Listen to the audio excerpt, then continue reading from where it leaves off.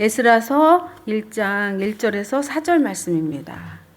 바사왕 고레스 원년에 야훼께서 예레미야의 입을 통하여 하신 말씀을 이루게 하시려고 바사왕 고레스의 마음을 감동시키매 그가 온 나라에 공포도 하고 조서도 내려 이르되 바사왕 고레스는 말하노니 하늘의 하나님 야훼께서 세상 모든 나라를 내게 주셨고 나에게 명령하사 유다 예루살렘의 성전을 건축하라 하셨나니 이스라엘의 하나님은 참 신이시라.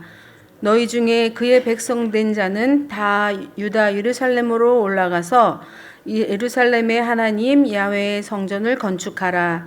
그는 예루살렘에 계신 하나님이시라. 그 남아있는 백성이 어느 곳에 머물러 살든지 그곳 사람들이 마땅히 은과 금과 그 밖의 물건과 짐승으로 도와주고 그 외에도 예루살렘에 세울 하나님의 성전을 위하여 예물을 기쁘게 드릴지니라 하였더라. 아멘. 오늘은 감동으로 세워지는 교회라는 제목 가지고 함께 은혜를 나누도록 하겠습니다. 할렐루야. 오늘 이 시간에도 하나님께서 여러분들을 찾아가셔서 감동하시고 말씀하실 줄 믿습니다. 여러분들은 인생 가운데 얼마나 큰 감동을 받으셨습니까? 그 기억나는 감동은 무엇입니까? 또 지금도 큰 감동을 계속적으로 받고 계십니까? 얼마나 자주 감동을 받으십니까? 오늘 이 시간에 우리 한번 옆 사람하고 인사 나눌까요? 웬만하면 감동받고 감동 주며 삽시다. 아멘. 왜냐하면 하나님도 감동하시기 때문입니다. 우리가 창세기 1장을 성경을 열어보면 온 세계가 어둠과 혼돈과 공허한 그 우주 공간에 하나님께서 말씀으로 들어오셔서 가장 아름다운 이 지구의 땅을 만드셨을 때 하나님께서는 감동하셨다고 표현합니다. 그 얘기가 뭐냐면 첫째 날에 하나님이 빛을 지으시고 하나님이 보시기에 좋았더라 하는 이야기는 곧 그 지으신 빛을 통하여서 창조된 모습을 보고 감동하셨다라는 말로도 표현할 수가 있습니다. 둘째 날에도 역시 하나님이 땅과 하늘을 지으시고 좋았더라 하시면서 감동했습니다. 셋째 날도, 넷째 날도, 다섯째 날도, 여섯째 날도 이렇게 하나님께서는 그 천지 만물을 창조하시고 심히 기뻤다고 말씀합니다. 5일 동안은 그냥 감동을 보기 좋았노라 라고 하셨지만 6일째 되는 날은 하나님의 형상을 따라 지음을 받은 그런 사람을 보시고는 심히 좋았더라고 말씀하시고 계십니다. 하나님이 5일은 그냥 감동을 그 정도 받았다면 6일째 되는 날은 갑절에 감동을 받으신 줄 믿습니다. 하나님이 우리 사람을 보시고 아담과 하와 그 창조된 모습을 보시고 하나님과 똑같은 형상을 바라보면서 그렇게 기뻐했다는 것은 우리도 똑같이 그렇게 하나님처럼 기뻐하고 감동하는 사람들인 줄 믿습니다. 하나님은 이렇게 자기 형상대로 지으신 그런 남자와 여자 또 그렇게 스스로 일하셨고 또 스스로 만드셨지만 그 스스로 하신 일에 대해서 감탄하시며 또 기뻐하셨던 것입니다. 하나님께서는 오늘도 여기에 감동을 가지시고 또 이 새벽에 여러분들 곁으로 찾아가서 만나 주실 줄 믿습니다. 이렇게 우리가 하나님 형상을 따라서 지음받았기 때문에 우리도 역시 감동을 주고받으며 살고 있습니다. 이 세상은 아름답다고 합니다. 물질이 넉넉하거나 또 보이는 것이 다채로워서 그런 화려한 세상 때문에 아름다운 것이 아니라 사람을 감동케 하고 하나님을 감동케 하는 그런 사람들이 많다는 뜻일 것입니다. 그런 의미에서 또 우리 교회를 이렇게 바라볼 때 새해 첫 주부터 이렇게 하나님의 말씀을 가지고 또 기도와 에너지를 담아서 이렇게 선교를 떠난 그런 모습을 하나님이 바라보실 때 우리 교회를 아마도 많이 감동받으시고 기뻐하실 줄 믿습니다. 이렇게 하나님의 감동이 일어나면 어떤 일이 일어날까요? 하나님이 감동하시면 어떤 일이 일어날까요? 그것은 곧 하늘 문을 여시고 하늘의 복과 땅의 복으로 우리에게 채워주십니다. 또 나아가서 우리가 상상하지도 못하고 또 알 수도 없는 또 셀 수도 없는 그런 축복을 저와 여러분에게 나눠주시는 줄 믿습니다. 그리고 하나님께서는 또 나아가서 늘 우리와 함께 하시고 동행해 주십니다.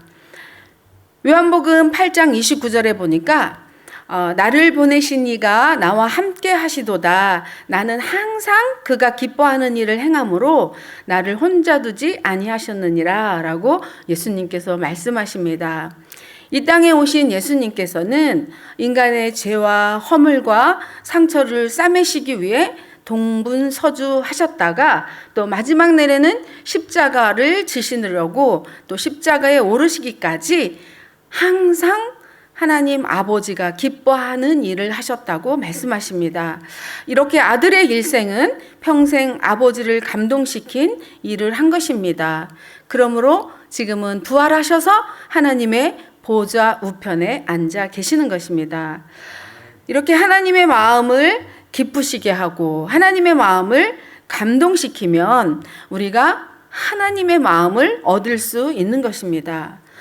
우리가 믿음의 조상 아브라함을 볼 때 아브라함은 그러한 순종함으로 하나님께 어떻게 해요? 감동을 드렸습니다. 그래서 하나님의 마음을 얻고 하나님께서는 아브라함에게 믿음의 조상이다라고 이름을 붙여주셨습니다. 마찬가지로 다윗도 하나님의 성전을 지으려는 마음을 가졌을 때 이미 그 마음을 보시고 하나님이 감동하셨습니다. 그래서 하나님의 마음을 얻었고 또 우리 다윗을 통해서 메시아가 오시는 메시아의 조상이 되는 그런 축복을 받았습니다. 또 우리가 잘 알고 있는 다윗의 아들 솔로몬도 그 왕위를 받고 그 정치를 하기 위해서 맨 먼저 무엇을 했어요? 1000번째 하나님 앞에 제사를 드렸습니다. 마음을 다하고 정성을 들인 그 제사가 또 하나님의 마음을 감동했습니다. 그래서 하나님께서는 솔로몬을 지혜의 왕으로 삼아 주셨습니다. 이렇게 하나님의 마음을 감동시킨다는 것이 얼마나 큰 일이며 세상을 바꾸는 일인지 우리가 성경을 통해서 이미 또 익히 알 수 있게 되는 것입니다. 나아가서 우리 예수님도 우리에게 감동을 주셨습니다. 우리의 모든 죄, 사망을 십자가에 처리하시고 생명을 주심으로 믿는 우리 그리스도인들은 모두 예수님으로부터 감동을 받았습니다. 또한 나아가서 우리 예수님도 감동을 받으십니다. 우리가 잘 알고 있는 로마의 군대 장관 백부장 그 사람을 보았을 때 뭐라고 감동받으셨어요? 이스라엘에서 이만큼 믿음이 있는 사람을 내가 본 적이 없노라고 그렇게 그 믿음을 보시고 감동하셨습니다. 또한 우리 가나안 여인 또 수르보니게 여인이라고도 하죠. 그 여인을 보면서 또 어떤 감동을 받으셨습니까? 예수님 나를 욕해도 좋아요. 또 내가 욕을 먹어도 좋아요. 그런데 귀신 들린 내 딸을 고쳐주세요. 이런 말을 했을 때 우리 예수님께서 뭐라 그랬어요? 이런 말을 하는 사람을 들어본 적이 없다. 네가 한 이 말 때문에 네 딸이 고침을 받는다라고 크게 감동하셨습니다. 또한 우리가 잘 알고 있는 마리아, 그 아름답고 순전한 그 향유를 깨트려서 예수님 발 앞에 그렇게 깨트렸을 때 예수님이 어떤 위로를 받았어요? 이 세상에서 나를 이렇게 위로하는 사람을 처음 보았구나. 이렇게 소중한 것을 깨트려서 나를 위로하는 이 마리아를 너무나 감동받으시고 뭐라 그랬어요? 내가 있는 곳에 또 성경책에 이렇게 기록해서 대대로 알게 하라라는 큰 감동을 받게 했습니다. 또 우리가 잘 알고 있는 또 누가 있겠어요? 삭개오. 삭개오는 예수님을 바라보고 또 찾아보기 위해서 높은 나무 위에까지 올라갔죠. 그 삭개오의 무슨 마음을 예수님이 감동받으셨을까요?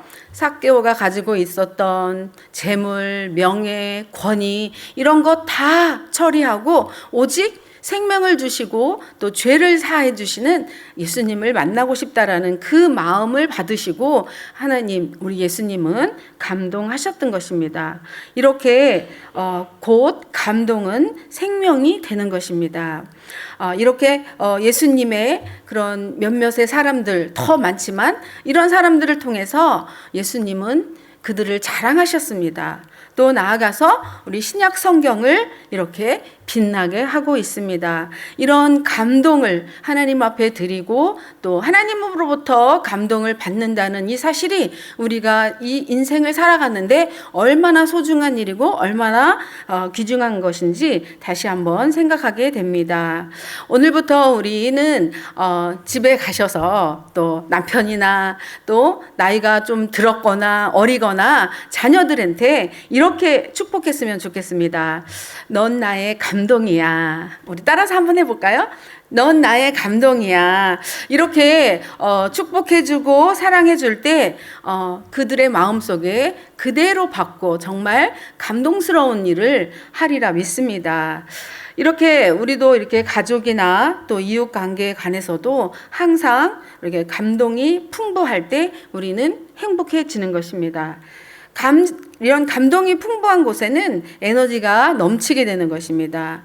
즉 지금도 얘기했던 것처럼 예수님이 아버지 앞에 효도하고 아버지의 뜻대로 사는 것처럼 우리도 부모님께 효도할 때, 또 형제 간에 우애할 때, 또 이웃 간에 마음을 깊이 또 나누고 축복할 때 이러한 그런 모든 기쁨 속에 감동이 일어나는 것입니다. 우리는 그래서 사람들을 만날 때마다 교회에서나 밖에서나 직장에서나 사람을 만날 때마다 또 헤어질 때마다 서로 진한 감동을 주고받음으로 말미암아 건강한 교회가 세워지고 내 자신의 내면의 교회도 건강하게 세워지는 것입니다. 아멘. 오늘 본문 읽은 에스라 1장 1절을 다시 한번 읽어보겠습니다. 시작. 바사왕 고레스 원년에 야훼께서 예레미야의 입을 통하여 하신 말씀을 이루게 하시려고 바사왕 고레스의 마음을 감동시키매 그가 온 나라에 공포도 하고 조서도 내려 이르되, 이렇게 말씀합니다. 지금 읽어보니까 고레스가 감동을 받았다는 거예요. 왜요? 말씀을 이루게 하시려고. 누가 감동 줬어요? 하나님이 감동을 주신 것입니다. 이 감동이라는 단어는 히브리어로 헤이르라는 단어인데 일어난다라는 뜻을 가졌다고 합니다. 그래서 감동시킨다라는 말은 일으켜 세운다라는 뜻이고, 감동을 받는다라는 말은 일으켜 세울 때 자발적으로 일어난다라는 의미를 가졌다고 합니다. 그래서 감동을 시키는 자와 감동을 받는 자가 동시에 행동을 일어났을 때 비로소 이제 하나님의 나라, 하나님의 말씀을 성취하게 되는 것입니다.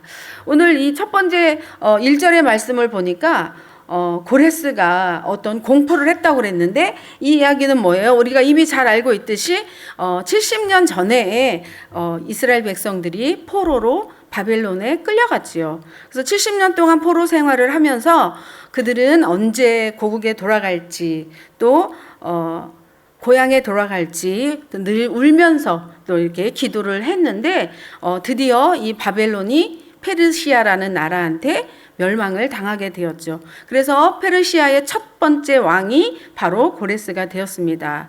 이 고레스는 왕이 되자마자 바로 이렇게 칙령을 내리고 또 바벨론에 강제로 끌려왔던 이스라엘의 백성들을 고국으로 돌아가도 좋다라는 그런 선포를 하게 됩니다. 이렇게 이스라엘 백성에게 포로의 해방의 날이 이 고레스를 통해서 선포된 것입니다. 하나님께서 이렇게 한 사람, 고레스라는 그런 사람을 통해서 이제 그 이스라엘 백성을 다 이제 되돌려 보냈는데 그 이유는 뭐예요? 고국으로 돌아가서 성전을 세우고 그 민족을 다시 회복시키려는 것입니다. 이 말씀은 이미 이사야 선지자로부터 예언된 말씀이었고, 또 우리가 읽었듯이 예레미야가 그 기도한 내용들을 이루렸던 그 말씀이 그대로 이 시간에 이루어지는 것입니다. 이렇게 페르시아 왕 고레스는 하나님을 모르는 사람이었습니다. 이사야서 45장 1절을 보니까 뭐라고 써 있냐면, 야훼께서 그의 기름 부음을 받은 고레스에게 이같이 말씀하시되 하며, 내가 나의 종 야곱, 나의 택한 자 이스라엘 곧 너를 위하여 내 이름을 불러 너는 나를 알지 못하였을지라도, 지금 말하는 대상이 고레스를 의미하는 것이에요. 이렇게 고레스가 나를 알지, 하나님을 알지 못하였을지라도 내가 너에게 칭호를 주노라 라고 4절에 말씀합니다. 그리고 이어서 5절에는 나는 야훼라, 나 외에 다른 이가 없나니 나밖에 신이 없느니라. 너는 나를 알지 못하였을지라도 나는 내 띠를 동일 것이요 라고 말씀합니다. 여기서 띠를 동일 것이라고 말하는 것은 어디서 들어봤던 말 같죠? 우리 베드로가 어떻게 해요? 예수님이 띠띠어서 예수님 뜻대로 사용하겠다라는 그런 요한복음 마지막에 말씀이 나옵니다. 그런 것처럼 고레스는 비록 하나님을 알지 못했지만 이미 하나님께서 고레스에 대한 계획이 그렇게 있었던 거예요. 그것이 바로 오늘 에스라 1장에서 실현이 되는 것입니다. 이렇게 하나님의 뜻대로 사용하실 때에는 반드시 그 사람에게 감동을 주시고 그렇게 하나님의 일을 이루는 것입니다. 이렇게 하나님이 감동과 여러분들 마음속에 이렇게 감동이 왔다면, 하나님의 말씀을 통해서 감동이 왔다면 이것은 분명히 하나님의 뜻을 이루기 위해서 하나님이 이루신 일인 줄 믿습니다. 그런 것처럼 우리가 읽지는 않았지만 5절에도 보니까 뭐라고 그러냐면, 제가 한번 읽어볼게요. 이에 유다와 베냐민 족장들과 제사장들과 레위 사람들과 그 마음이 하나님께 감동을 받고 올라가서 예루살렘의 야훼의 성전을 건축하고자 하는 자가 다 일어나니. 그러니까 지금 똑같이 감동을 받았어요. 고레스는 하나님으로부터 감동을 받았고, 그 선포했을 때 백성들이 그 말씀을 듣고 감동을 받고 그대로 일어나서 예루살렘 고국에 돌아가서 성전을 짓기로 이렇게 마음을 먹고 일어났다는 거예요. 이것은 즉 모두 다 하나님이 감동으로 이루어진 것인데, 하나는 하나님으로부터 가만히 있었지만 하나님으로부터 내려오는 그런 피동적인 그런 감동을 받은 것이고, 우리 백성들은 어떻게 해요? 스스로 일어나는, 말씀에 의해서 일어나는 능동적인 그런 감동을 받은 것이죠. 즉 말씀을 믿고 좀 감동이 와서 그대로 일어나서 행동하는 것, 그런 두 가지의 역사를 통해서 이제 예루살렘에 무너졌던 성전이 다시 세워지게 되는 것입니다. 하나님께서는 이렇게 역사를 이어가심에 있어서 감동시키는 일과 하나님의 자녀들이 감동을 받아들이는 것도 이제 동시에 이루어졌다는 것을 알 수가 있습니다. 그러므로 감동을 주시면 그대로 받고 또 일어나게 되는 것입니다. 사랑하는 성도 여러분, 하나님께서 감동을 주시거든 영적으로 일으켜 세우시려거든 순종하며 그 감동에 반응하십시오. 성경을 읽다가 또 눈물을 주시거든 마음껏 우시고, 또 찬송을 부르다가 감격을 주시면 기도하시고, 기도하다가 또 감동을 받으면 그 감동대로 결단하는 일이 일어나기를 소원합니다. 할렐루야, 아멘.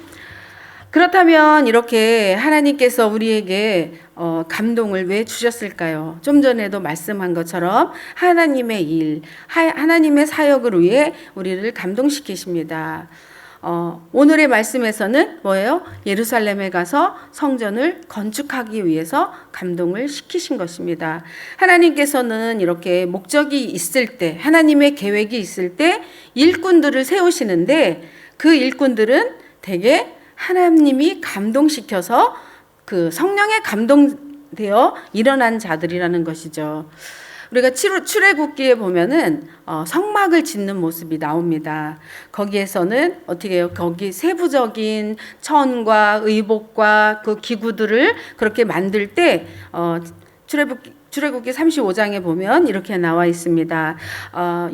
하나님께서는 감동된 사람들을 통해 성막을 짓고 계심을 볼 수 있는데, 마음이 감동된 모든 자와 자원하여 모든 자가 와서 회막을 짓기 위하여 그 속에서 쓸 모든 것을 위하여 거룩한 옷을 위하여 예물을 가져다가 야훼께 드렸으니, 또 나가서 마음의 감동을 받아 슬기로운 모든 여인은 염소털로 실을 뽑았으며, 35장 출애굽기 35장 26절에 나와 있습니다. 또 그와 단지파 아이사막의 아들 오홀리압은 감동시키사 가르치게 하시며, 그러니까 그렇게 어떻게 짓는 건지, 그 규격은 어떻게 되는지, 그 성막 안에 모든 그런 기구들과 또 천들과 의복들을 그런 하나님의 감동에 의해서 그 기술로 성막을 지었다라고, 그렇게 교회를 세웠다라고 말씀하고 있습니다.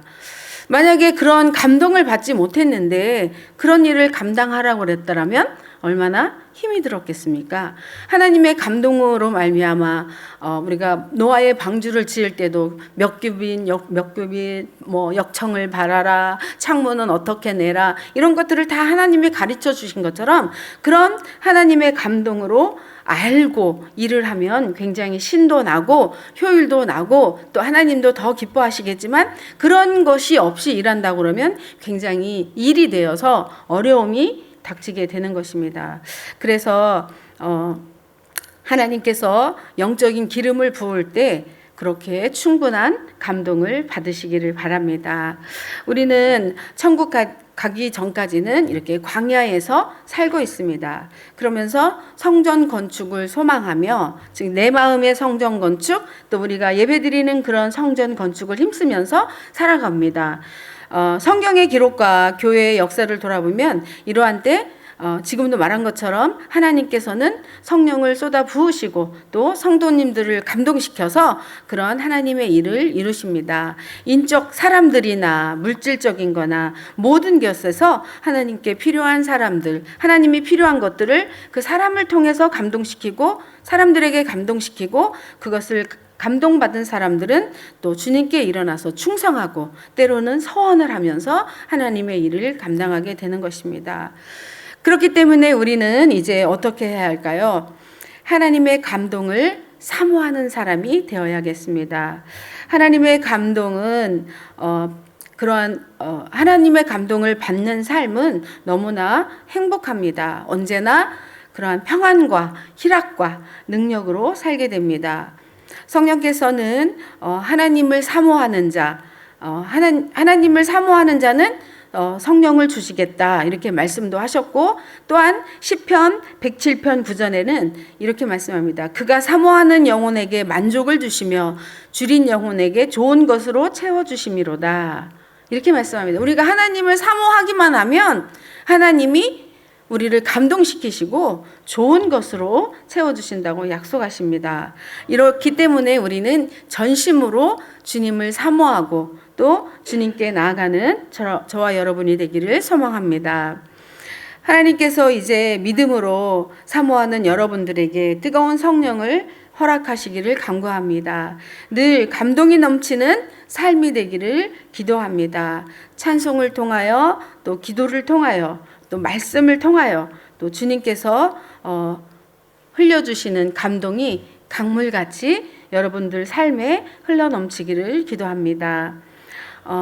먼저 내 영이 감동을 받으면 어떻게 해요? 내 영이 충만한 은총 속에 있게 되죠. 그러면은 어떻게 돼요? 모든 것이 변화됩니다. 세상은 그대로 있지만 내가 변화를 받기 때문에 이제 어떻게 돼요? 그 입에서 나오는 모든 고백과 간증과 그러한 속에서 나오는 것들이 다 하나님을 기쁘시게 하는 일들이 되는 거예요. 우리가 잘 알고 있는 그런 찬양도 그렇잖아요. 내 영혼이 은총을 입었더니 무거운 죄의 짐도 벗고 또 슬픔 많은 이 세상도 천국으로 하하파도다. 할렐루야 찬양하세. 내 모든 죄 사함 받고 주 예수와 동행하니 그 어디나 하늘나라. 즉 세상은 변함없지만 내가 은총으로 하나님의 감동으로 변화되고 나니까 어떻게 해요? 이 땅 광야 같은 이 세상도 바로 하나님의 나라라고 이렇게 고백할 수 있게 되는 것입니다. 이렇게 현실도 변화되겠지만 또 그 현실을 대하고 다루는 내가 변했기 때문에 모든 것을 꿈꿀 수 있고 입을 열어 주님 앞에 더 크게 나갈 수 있고 하나님의 소망과 기쁨이 되어 살 수 있는 것입니다. 그래서 먼저 우리 서임중 목사님 오셔서 마지막 날에 말씀하셨잖아요. 우리의 삶은 무엇인가? 계란 같다 이렇게 말한 것처럼 그렇게 내 안에 하나님의 감동으로 이렇게 가득 채워지고 은혜가 넘치다 보면 걸릴 것이 하나도 없는 거예요. 미운 사람도 없어지고 또 내 안에 어떤 상처도 없어지고 이렇게 하나님 안에서 아름답게 다듬어졌기 때문에 우리는 그저 내 안에 있는 사랑을 펼쳐줄 수 있는 또 전할 수 있는 주님의 향기를 드러내는 그런 모습으로 변화되는 줄 믿습니다. 그런 삶을 살아가시는 2024년이 되기를 예수님의 이름으로 기도합니다.